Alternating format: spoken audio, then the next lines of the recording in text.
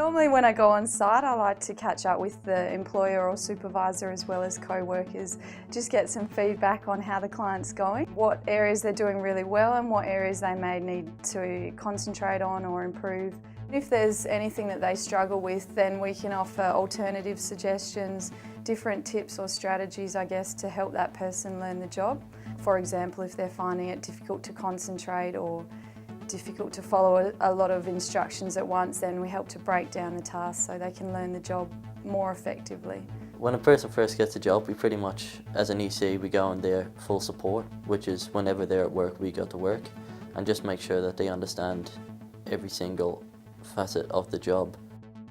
Some people need help with transport training, such as catching buses, taxis, trains, that type of thing. Just pretty much go, make sure to catch the right buses at the right time, get off at the right stop. As an occupational therapist, for new or existing clients, I'll go into their workplace and assess it. And if they need workplace modifications, that's funded by the government and I'll apply for that. For example, we had a client who needed an adaptive mouse and that just made it easier for her to work because of the different grip it had. My role as a marketing coordinator, firstly, is to meet the clients. We meet with the family and the client to do an EAP, which is an employment assistance plan, and we do some goal settings. Once we're sure what it is that we want to do, the marketing people, including myself, will go out and canvass.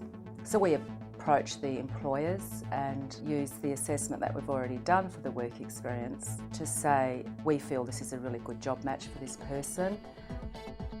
I'm Linda Davies and I manage the support workers at Sir Charles Gardner. Once we've taught somebody with a disability how to do the job, once they've got the hang of it, it might take them a bit longer, but usually they do the right thing all the time. They tend to turn up for work more often. They're usually very, very well presented. They always look as if they're here to do a job and they do it well. They smile, they look happy. It makes us feel good to think that we can help these people to be productive. My name is Chris Carter. I'm the Publishing Director of RIC Publications.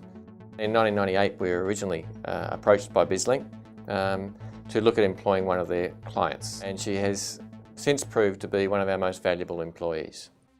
Sonia's had a partnership with BIZLINK for 4 years now. The big plus for us as a manufacturing company has been the support that we've had from BIZLINK over the 4 years. Their case coordinators put in a lot of work in order to make those clients adapt successfully to the open employment environment.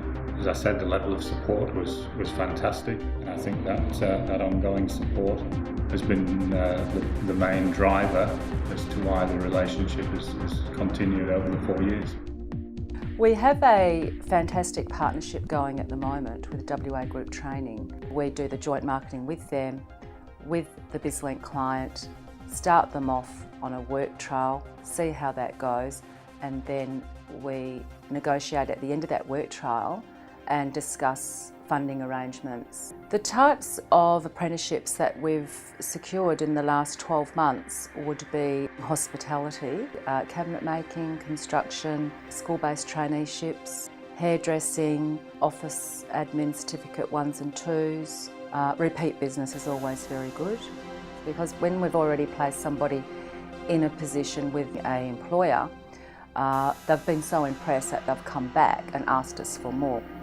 Our second BIZLINK employee brings a freshness and a liveliness to our workplace. BIZLINK staff have provided quite different levels of support, right down to very highly intensive minute-by-minute supervision, and to the stage where we are now looking at a much reduced level of supervision. Casual work is very difficult for some people with disabilities because they have a problem sometimes with being moved around from area to area. But with the assistance of their coordinators who come in here, people like Pauline, who work with these people every day and give them the confidence so that they can move from area to area. Because they really want to work, and people like her give them the opportunity to learn the job. Often the employment coordinators will have a closer relationship with the clients than we have as an employer, and it may well be that the clients will open up more to the employment coordinators than they will to us as an employer. So Certainly early in the piece, during the initial stages of the employment, there's a pivotal role there for the coordinators to be a conduit between the client and the employer, and that's a role that they carry out exceptionally well. With BIZLINK, we find that the communication is very open and honest and friendly. I guess that is one of the strengths of BIZLINK, I have to say. They know we have a job to do, and they know that we can help people with disabilities, but at the end of the day, the person has to be able to fit in here. From an employer's perspective, I believe BIZLINK is an outstanding operation to work with. They listen to our needs, they've been able to provide us staff that suit our needs, and then continue and back that up with high levels of support that allow us to keep growing our business, providing employment for people who really want to work and are more than capable of doing the tasks we ask them to do. Our patients like to think that there are people here from all different walks of life. So we have people from all different nationalities, all different cultures, all different abilities. We've all got a disability in some way. Mine's probably talking too much. Yeah, where am I missing? Which, Is that what you mean? Yeah, I didn't need to add that bit.